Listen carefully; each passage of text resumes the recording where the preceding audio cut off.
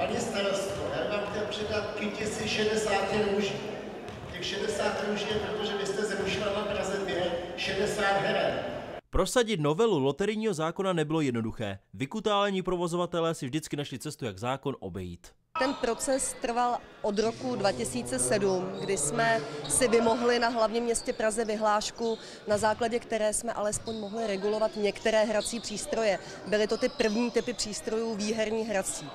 Bohužel následně ministerstvo financí začalo udělovat své licence na tzv. Videoloterijní terminály, takže my jsme na jedné straně regulovali ty výherní hrací přístroje a na druhé straně nám jako houby po dešti rostly videoloterijní terminály, které jsou mnohem zákeřnější v tom, že prohra na nich je několikanásobně rychlejší než na těch starých.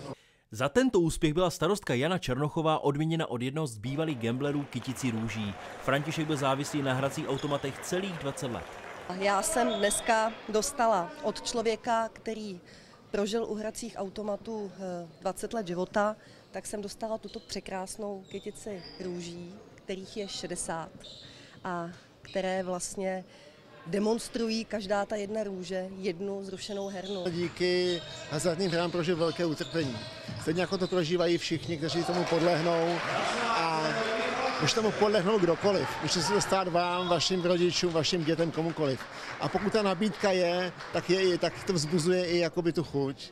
A to, že ty herny zmizí všem lidem, jako jsem já, tak těm to strašně pomůže a pomůže to i těm, kteří by s tím třeba chtěli začít, ale nebudou mít tu možnost, tak jim to taky pomůže. Před schválením novely zákona bylo na území Prahy 140 heren. Do současné doby se je podařilo zredukovat na 44. Od nového roku už nebude ani jedna.